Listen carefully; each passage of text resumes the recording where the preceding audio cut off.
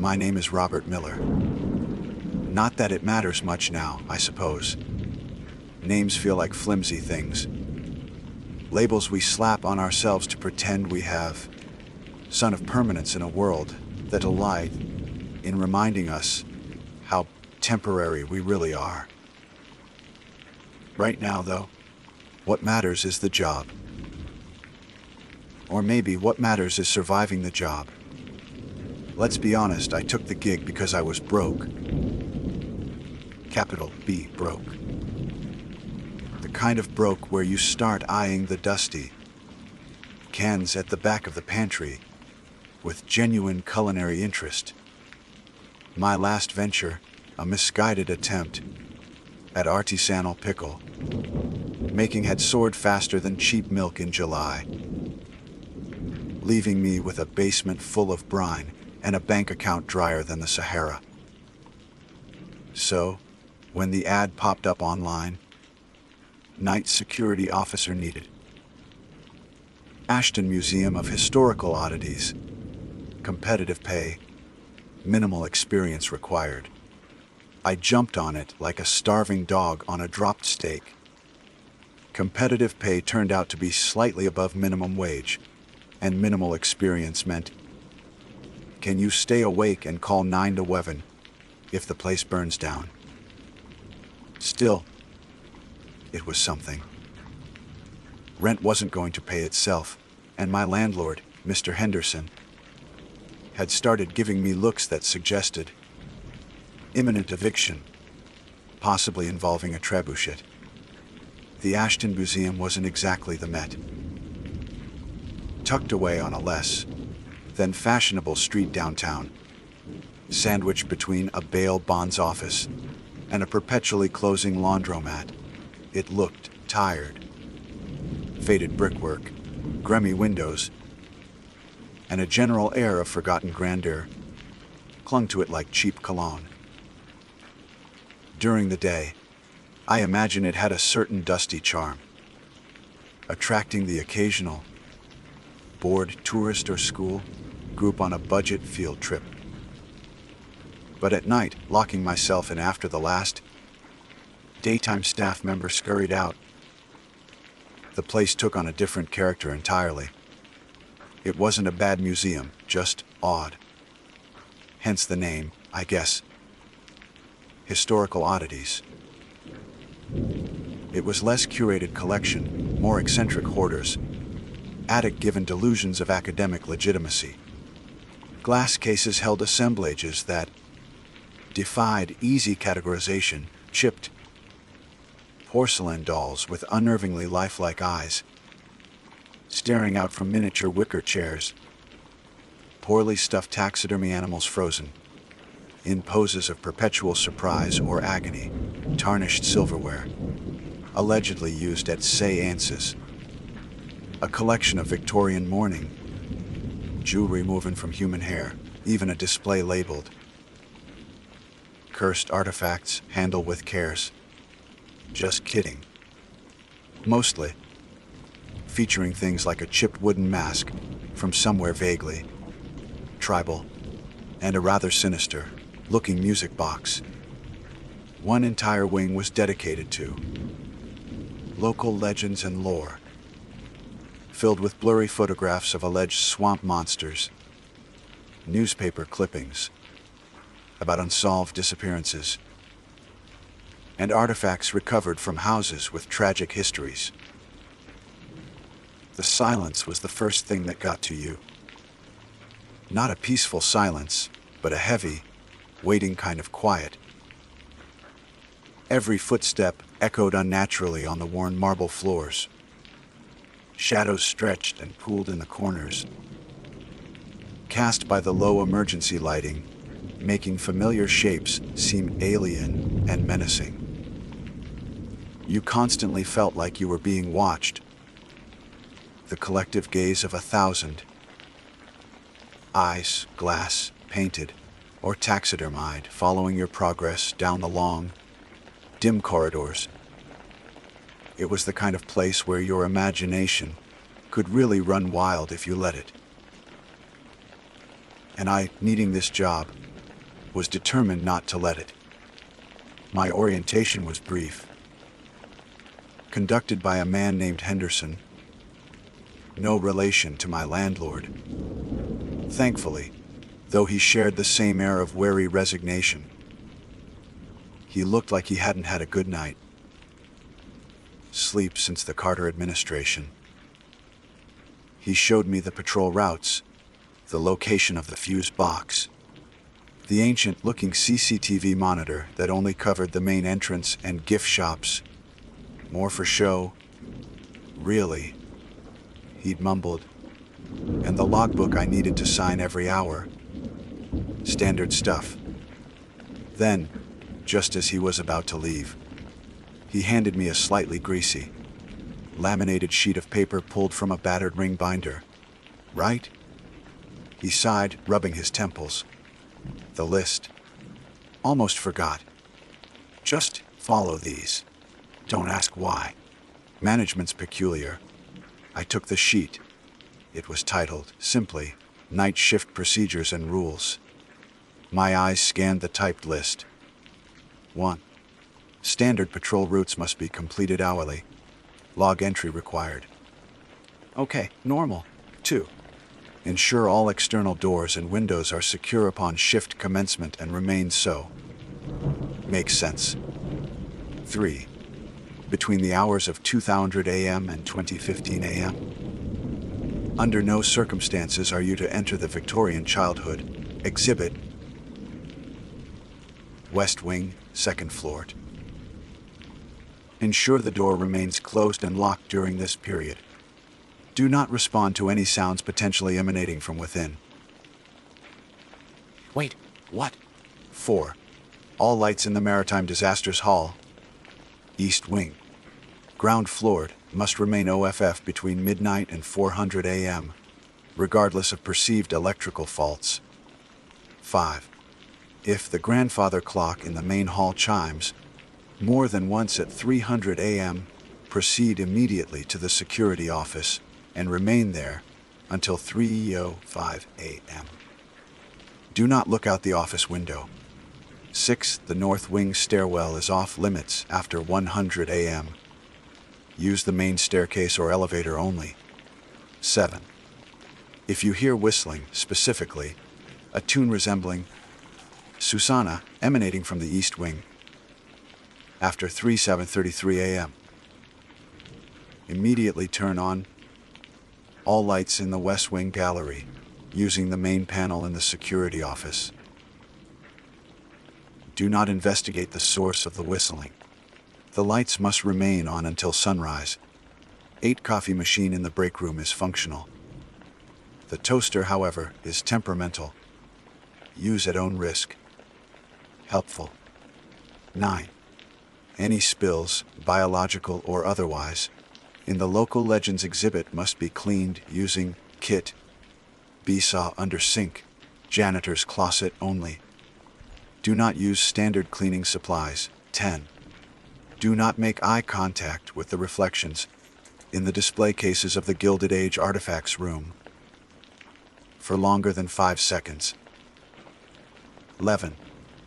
Never look directly at the eyes of the mourning bride. Mannequins. West Wing, 2nd floor, adjacent to Victorian Childhood, after midnight. Peripheral glances are unavoidable, but direct eye contact is strongly discouraged. 12. Report any unusual activity in the logbook, but refrain from speculation. 13. If the antique phonograph in the Gildage Parlor exhibit, S main floor, begins playing on its own, allow the recording to finish completely. Do not attempt to stop it or unplug the device. Enjoy the quiet! I stared at the list, then back at Henderson's tired face. This had to be a joke. Hazing for the new guy. Some elaborate prank cooked up by bored employees. Right, I said, trying to keep the disbelief out of my voice. Got it. No whistling investigations. Avoid the creepy doll room at 2 a.m. let the ghost DJ spin his tunes. Crystal clear. Henderson just gave me a look that wasn't amused, just flat. Just follow the list, Miller. Easiest way to get through the night. He clapped me weakly on the shoulder and left, the heavy front door sighing shut behind him, the locks clicking with unnerving finality. So there I was, alone in the Ashton Museum of Historical Oddities, armed with a fading flashlight, a logbook, and a list of rules that sounded like they'd been cribbed from a low-budget horror movie. The inherent absurdity of it all was the first layer of defense against any real fear. It was just silly.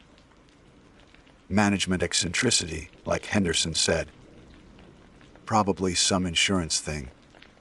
Or maybe the old building had weird electrical quirks and drafts that spooked previous guards into quitting. My first few hours were uneventful. I did my patrols, the silence broken only by the squeak of my own shoes and the hum of the ancient heating system. I dutifully signed the logbook. I drank the questionable coffee from the break room. Rule 8 seemed sound advice on the toaster, which looked like it had survived a fire.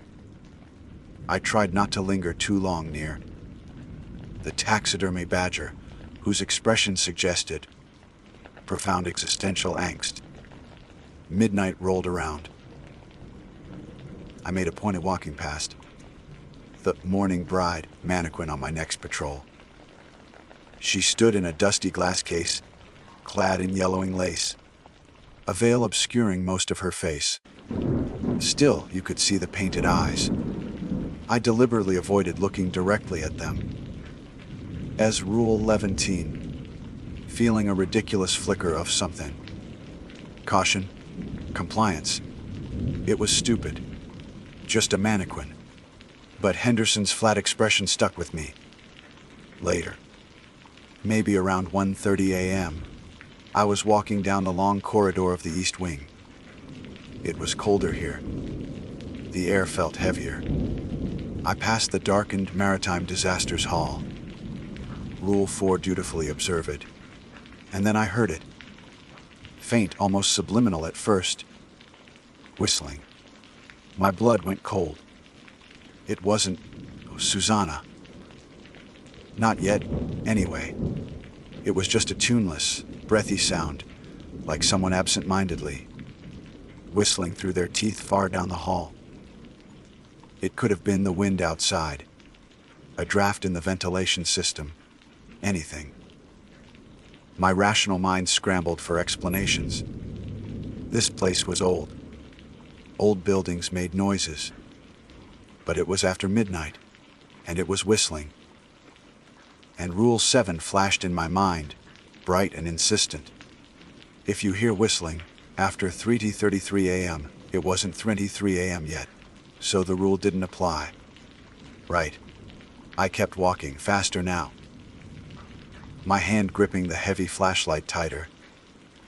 The whistling faded behind me, or maybe it stopped. I couldn't be sure. But the feeling of being watched, which had been a low hum all night, suddenly intensified, prickling the back of my neck. It felt concentrated, emanating from the darkened halls I'd just left behind. I reached the security office, heart hammering against my ribs. I sat down, staring at the grainy CCTV monitor showing the empty entrance. It was nothing. A draft. My imagination, fueled by lack of sleep, and that ridiculous list. But as I sat there, the silence pressing in, I found myself pulling out the laminated sheet again. My fingers traced the words of Rule 7, then Rule 11, then Rule 3. The amusement was gone, replaced by a cold, creeping knot of unease in the pit of my stomach. Maybe it wasn't just a prank. The thought, unwelcome and chilling, settled over me like the museum dust. What the hell had I gotten myself into? The whistling incident, brief as it was, had irrevocably shifted something inside me.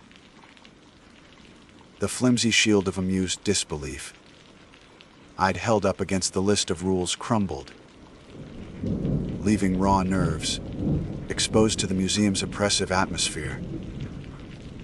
It wasn't just an old building making noises anymore. It felt intentional. The silence that followed wasn't empty. It was charged, expectant. Every creak of the floorboards, every sigh of the ancient ventilation system seemed amplified, carrying potential threats.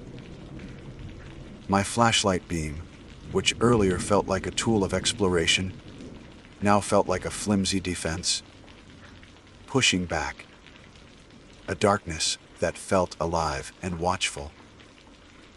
I forced myself to continue the patrols, sticking rigidly to the schedule Henderson had laid out. My route took me back towards the West Wing.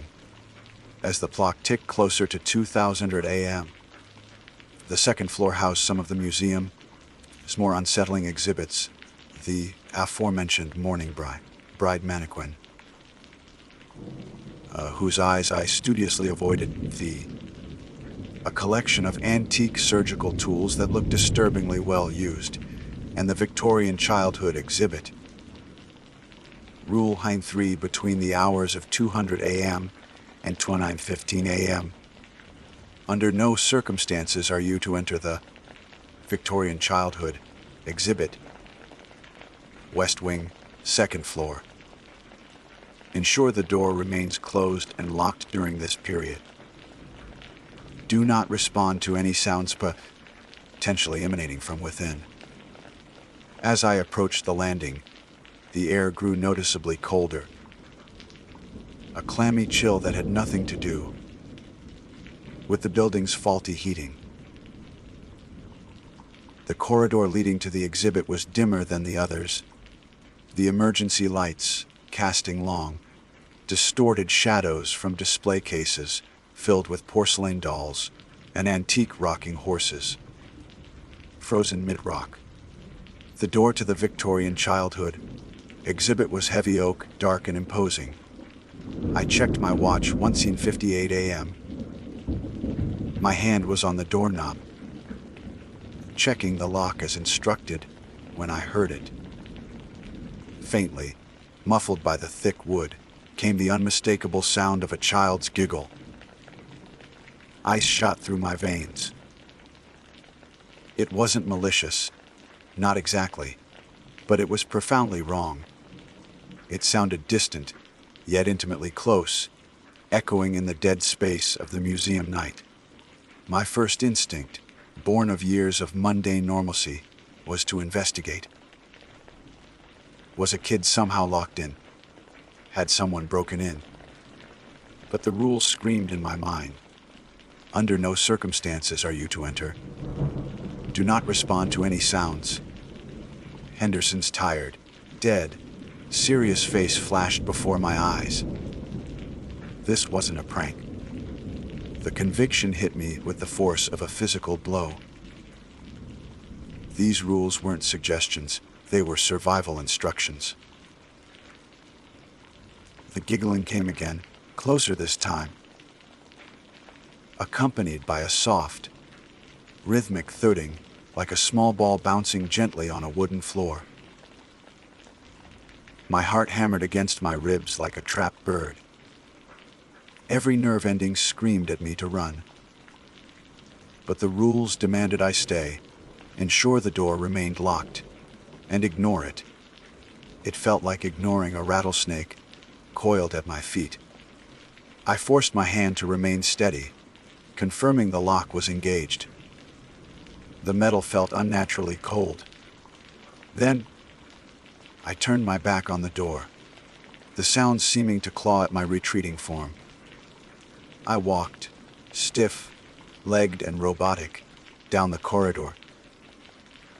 not stopping until I reached the main staircase. I didn't look back. The sounds faded, swallowed by the museum's heavy silence, but the feeling of tiny, unseen eyes watching me persisted long after.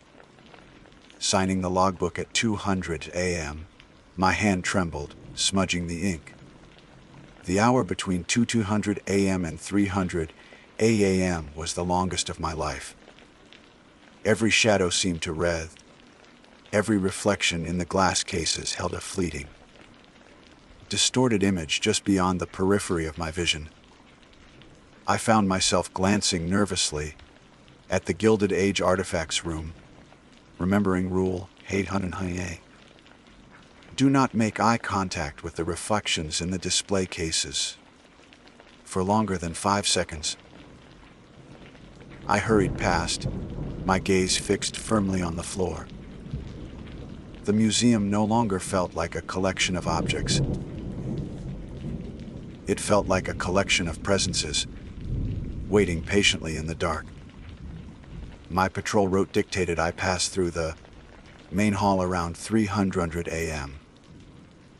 Dominating the cavernous space was a massive grandfather clock, easily 12 feet tall, its dark wood gleaming faintly in the low light. It hadn't chimed all night, and I'd assumed it was merely decorative, another piece of historical junk. Rule 935. If the grandfather clock in the main hall chimes more than once at 300 a.m., proceed immediately to the security office and remain there until 3:05 a.m. Do not look out the office window. As the minute hand on my own watch clicked over to 300 a.m., a low, resonant gong echoed through the hall, startling me despite myself. It was deep, sonorous, vibrating in the still air. One chime. Okay. Normal. Maybe it only chimed on the hour. Then, impossibly, it chimed again. Gioke. Panic, cold and sharp, seized me. 2 chimes. The rule, more than once. I didn't wait for a third.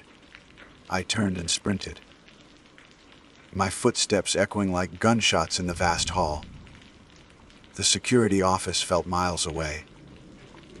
I fumbled with the keycard, my hands shaking, adrenaline flooding my system. I slammed the door shut behind me, leaning against it, gasping for breath.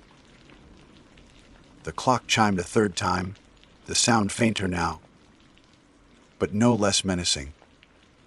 I scrambled to the desk, collapsing into the worn chair.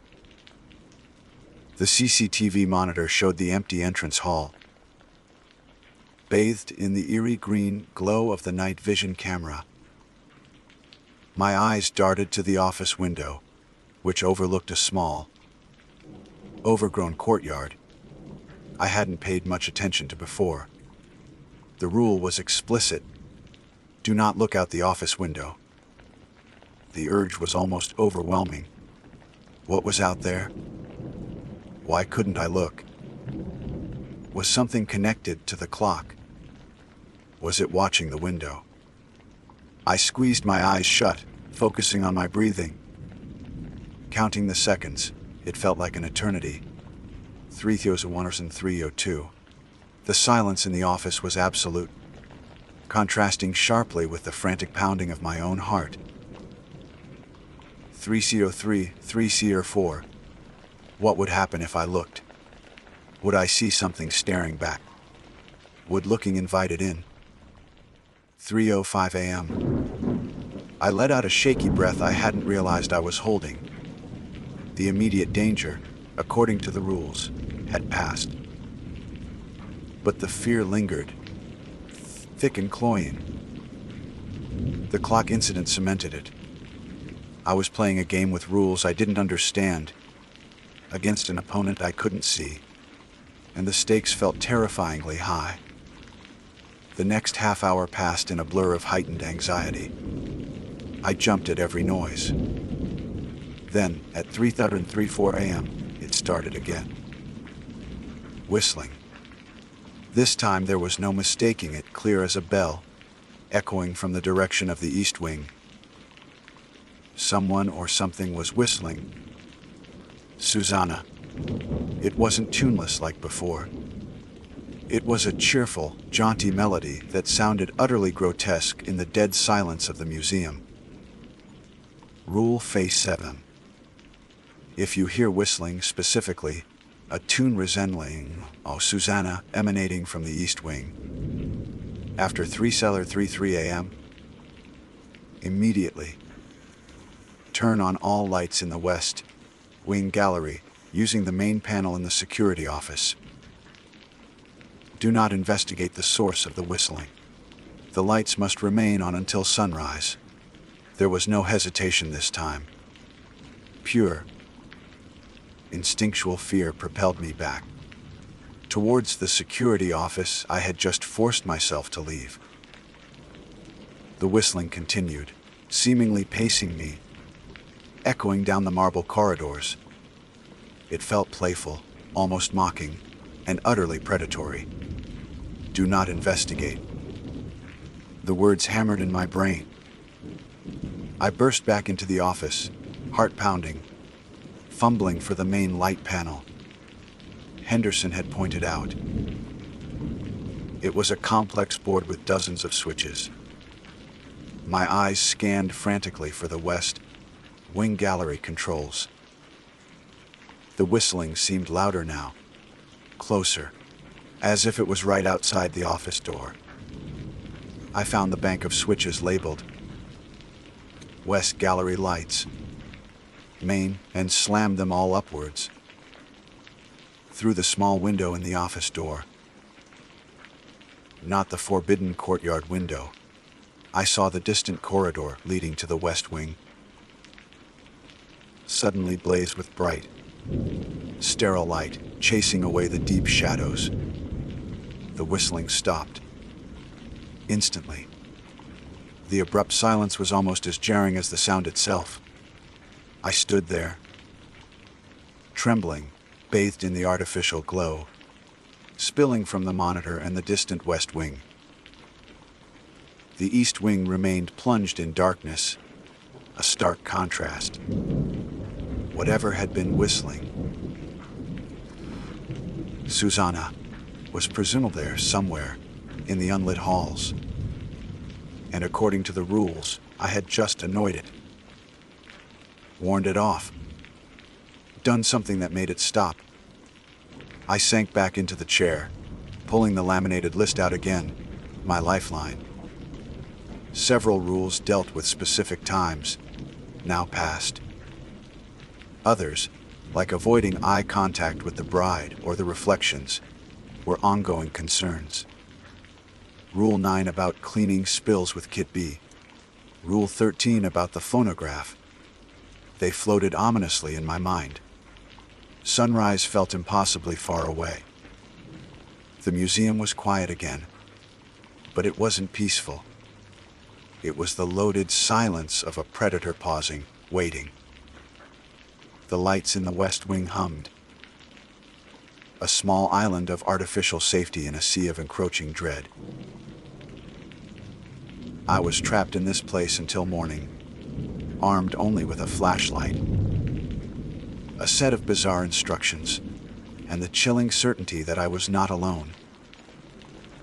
The rules had saved me so far, but how many more would I have to follow before the night was over? And what would happen if I made a mistake?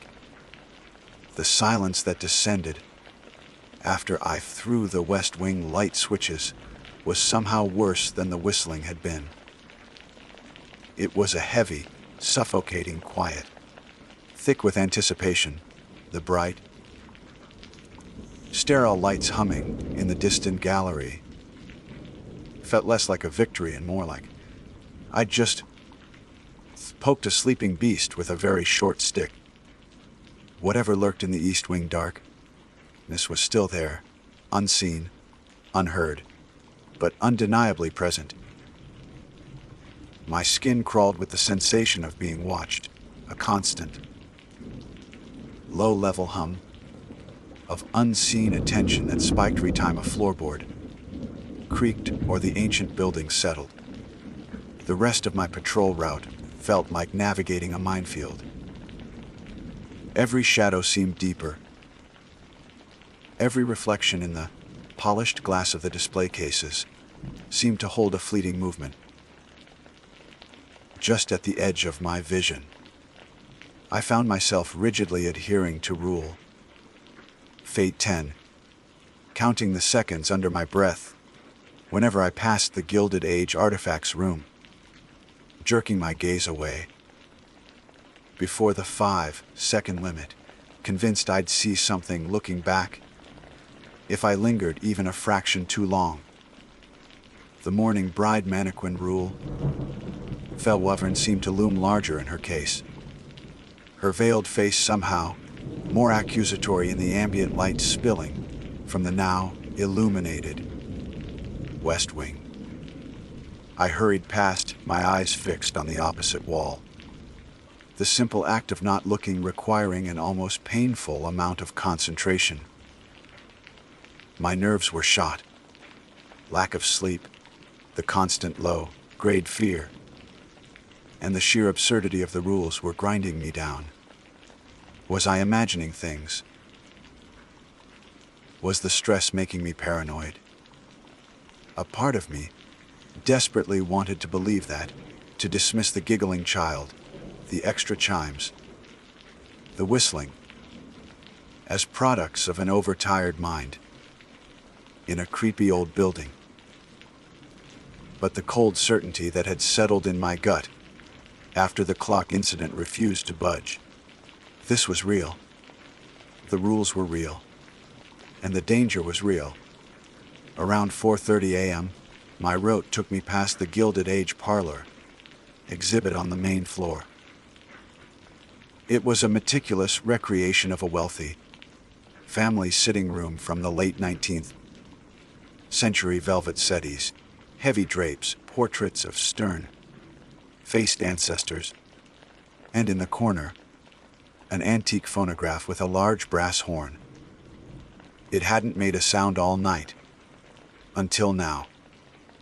With a soft click and a whirring groan, the phonograph sputtered to life.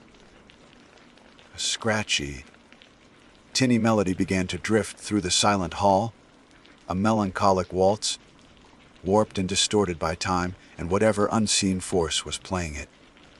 Rule 5/320.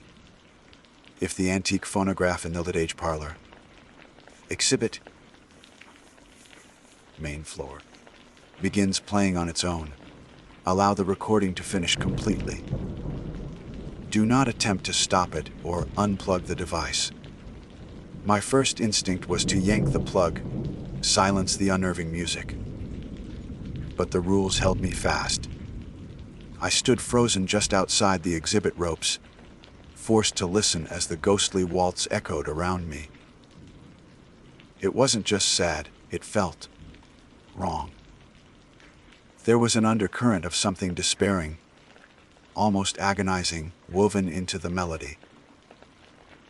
It scraped along my nerves, each note amplifying the sense of dread that permeated the museum. I couldn't leave. I couldn't interfere. I just had to stand there, a captive audience for a spectral performance, while the minutes stretched into an eternity. The music finally wound down, with a series of pathetic clicks and scratches, leaving a silence that felt heavier than before. I practically ran to the security office, needing the relative and possibly illusory safety of its four walls. Just before 5:00 a.m., needing to complete my final patrol, before the first hint of dawn, I ventured into the local legends and lore wing. This was arguably the creepiest part of the museum, even without specific rules attached. Blurry photos of things that shouldn't exist. Rusty tools found at sites of tragedy. Folk art depicting unsettling local myths. The air here felt stagnant, thick with the weight of forgotten stories and lingering fear. As I rounded a corner displaying artifacts from the infamous Boggy Creek disappearances, I stopped dead, pooling on the floor beneath. A display case holding a gnarled piece of driftwood vaguely resembling a screaming face was a dark, viscous puddle. It wasn't water. It was thick, almost black, and shimmered faintly in my flashlight beam with an oily iridescence. A faint coppery, vaguely metallic smell hung in the air. Rule Fate 9A. Any spills, biological or otherwise, in the local Legends exhibit must be cleaned using Kit Beast under sink, janitor's closet only. Do not use standard cleaning supplies. My stomach churned, biological or otherwise. What the hell was this stuff? It looked disturbingly like old blood, but thicker, stranger. Swallowing hard, I forced myself to backtrack to the janitor's closet near the main hall. Under the sink, behind the normal bottles of bleach and floor cleaner, was a small, locked metal box labeled simply Kit B. Henderson hadn't given me a key for this. Panic flared, briefly before I noticed a small, tarnished silver key taped discreetly to the underside of the sink pipe. Inside Kit B were items that made no sense for cleaning a small, tarnished silver trowel, a thick pair of rubber gloves that felt unnaturally cold, a bottle of clear liquid labeled only with a strange symbol I didn't recognize, a handful of coarse, grayish powder that smelled faintly of ozone, and a roll of thick, black canvas strips instead of paper towels. No instructions. Following the rule meant using only this kit. With trembling hands, I pulled on the icy gloves. The trowel felt heavy wrong. I returned to the spill, the silence of the museum pressing in, amplifying the squelching sound as I scraped the thick liquid onto the trowel and deposited it onto the black canvas strips. The clear liquid seemed to dissolve the substance on contact, releasing a brief puff of acrid smoke. The gray powder, when sprinkled over the remaining stain, seemed to absorb it instantly, leaving the oddly clean but freezing cold to the touch. I bundled the soiled canvas strips and the used powder back into Kit B, locked it, and returned it under the sink, feeling contaminated and deeply unnerved. What kind of spill required tools like that?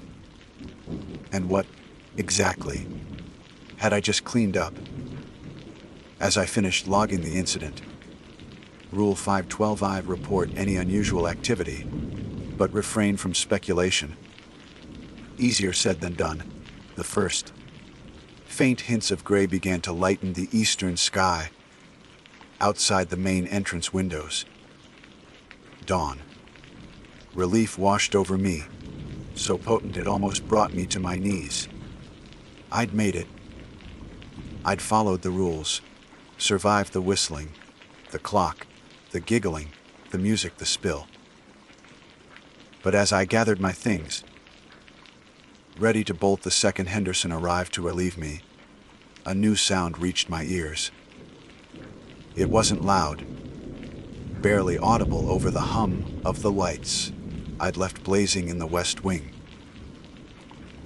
It was a faint, rhythmic thump. Thump, thump, coming from the floor above. Specifically from the direction of the west wing, second floor, near the Victorian Childhood exhibit. The forbidden time window, us 2500 to 2:15 a.m., had long passed. Rule 53 shouldn't apply anymore. But the sound steady, deliberate, like something heavy being patiently dragged across the floor sent a fresh wave of ice through my veins. It wasn't stopping. It was getting closer to the stairwell. Sunrise was minutes away, but suddenly, the night felt far from over. The rules had guided me through the scheduled horrors, the predictable anomalies. But what happened when something new, something off schedule began? Was this the final test? Or was the museum just getting started? Dawn was breaking. Thin, watery sunlight filtered through the grimy upper windows of the main hall, painting pale stripes across the marble floor. Usually, sunrise signifies safety, the end of the night's terrors. But the rhythmic thump, thump thump, dragging sound from the second floor, West Wing, hadn't stopped. If anything, it seemed louder now, more deliberate, echoing horribly in the vast, awakening space. It was the sound of something heavy, something patient, being pulled across the floorboards, and it was getting closer to the main staircase. My blood ran cold. The rules, my greasy, laminated shield against the museum's madness, offered no guidance here. Rule 23 applied only between 200 and 2:15 a.m. Rule 11 warned against looking the mourning bride in the eyes, but said nothing about this. This was off script, unscheduled. And that made it infinitely more terrifying. The established pattern of fear, the predictable anomalies I'd barely survived, felt almost comforting compared to this new, unknown variable. Thump, thump, thump. It reached the top of the grand staircase. I was frozen near the entrance to the local Legends Wing, the memory of the viscous spill, and Kit be fresh in my mind. My heart hammered against my ribs, a frantic drumbeat against the slow, inexorable rhythm from above. Run. Hide. The security office felt like the only sanctuary, however flimsy. But getting there meant crossing the main hall directly in the path of whatever was descending. I backed slowly into the shadows of the local Legends exhibit, pressing myself against a display case filled with alleged cursed artifacts. My flashlight beam trembled, casting dancing shadows that seemed to ready in time with the thudding. Peeking around the edge, I saw it. It wasn't the mourning bride. It was worse. Emerging from the gloom at the top of the stairs was one of the porcelain dolls from the Victorian childhood exhibit. Except it wasn't small anymore. It stood easily 6 feet tall, its porcelain face cracked and crazed, painted eyes wide and staring with malevolent vacancy. Its frilly dress was torn and stained with thing dark that looked disturbingly like the spill I'd cleaned up earlier. In one oversized, chipped porcelain hand, it dragged a large burlap sack that thumped wetly on each step it descended. The sound wasn't dragging, it was the sack hitting each stair on the way down. Thump, thump, thump. It didn't move like a doll. It moved with a jerky, unnatural gait, head lolling slightly, yet its progress was steady, relentless. It wasn't looking at me, its gaze fixed somewhere straight ahead. But I felt pinned by its presence, a primal fear rooting me to the spot. This was wrong on every conceivable level. Dolls weren't supposed to be 6 feet tall. They weren't supposed to move. They weren't supposed to drag heavy. Thudding sacks down museum staircases at dawn. It reached the bottom of the stairs. The main hall fell silent, except for the faint hum of the West Wing lights and the doll's soft, scraping footsteps on the marble. It began to move across the hall, dragging the sack, heading where? Towards the main entrance, towards the security office, towards me. My breath hitched. I couldn't stay here. I had to get to the office, lock the door, call Henderson. The police. What would I even tell them? There's a giant, possibly murderous doll, dragging a sack across the museum. They'd think I was insane. Maybe I was. Maybe the stress, the lack of sleep. The rules themselves had finally broken me. But the cold terror felt undeniably real. I took a tentative step back, deeper into the exhibit's shadows. The doll paused. Its head swiveled with a faint grinding sound, its vacant eyes sweeping the hall.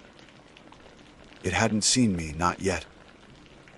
It resumed its slow, dragging progress towards the center of the hall. Now or never. I bolted from the exhibit, sprinting across the open floor towards the security office, praying the sound of my pounding feet wouldn't draw its attention. The office door seemed miles away. I fumbled with the keycard, my hands slick with sweat. Glancing frantically over my shoulder, the doll had stopped again. It was slowly turning, the sack bumping against its legs, its blank gaze fixing on my retreating form. I slammed the keycard into the reader. The light flashed green, and I threw myself inside, slamming the door shut and fumbling with the deadbolt. I leaned against the door, gasping, heart threatening to explode. Through the small window in the door, I saw the doll standing motionless in the middle of the main hall, bathed in the weak morning light, just watching the office.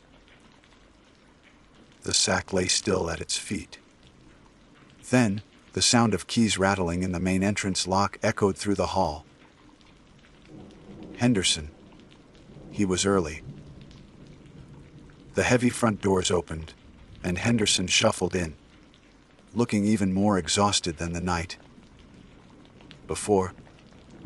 He didn't seem to notice the giant, terrifying doll standing 30 feet away from him.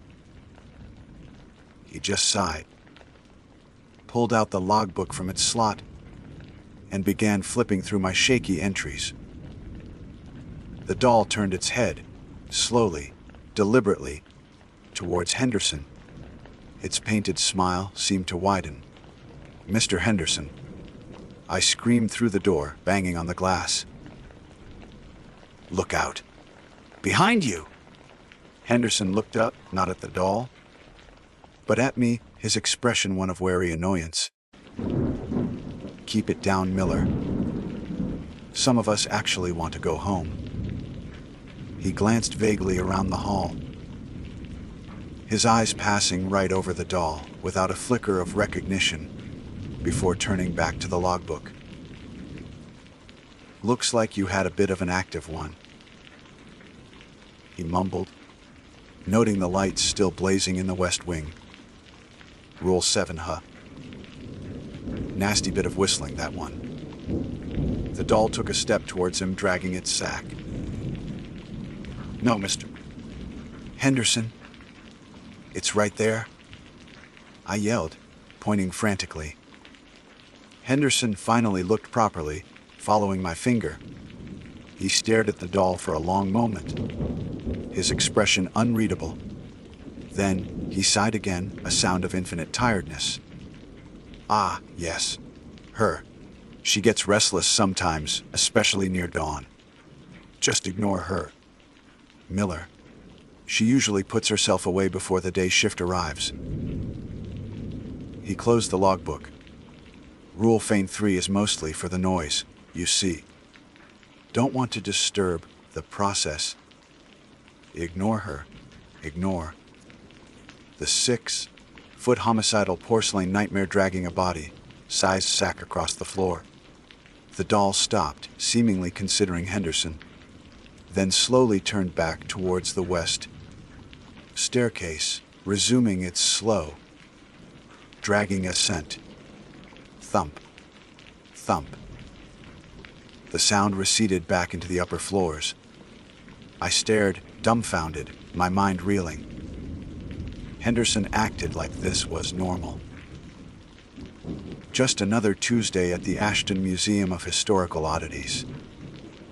He walked over to the security office and unlocked the door from the outside. "All right, Miller. Shift's over. You survived." He didn't sound congratulatory, just stating a fact. "I quit." I choked out, the words tumbling out before I could stop them. "I can't. I won't. Not another night. Not for any amount of money." Henderson just shrugged, unsurprised. "Switch yourself. Drop the keys and logbook on the desk. Paycheck will be mailed." He didn't try to persuade me. He didn't ask why. He already knew. I stumbled out of the office, dropping the keys with trembling hands. I didn't look back at Henderson. I walked, almost ran, across the main hall, past the spot where the doll had stood. My eyes fixed on the front doors and the blessedly normal street beyond. The morning sun felt warm on my face, but it didn't dispel the chill that had settled deep in my bones. As I pushed open the heavy doors, I risked one last glance back into the museum's shadowed depths. For a split second, in the reflection of the glass, I thought I saw a flash of yellowing lace, the glint of painted eyes, watching me from the top of the stairs. I didn't wait to be sure. I fled into the morning, leaving the Ashton Museum of Historical Oddities and its impossible rules behind. I never went back. I found another job, something mind-numbingly normal. But sometimes, late at night, when the house is quiet, I think I hear faint whistling, or the distant chime of a clock striking one too many times. And I check the locks. Twice. Because I learned that some doors are meant to stay closed. Some rules are there for a reason. And some places are just fundamentally wrong. The museum keeps its secrets, guarded by silence, shadows, and a list of rules that only hint at the true horrors waiting within its walls.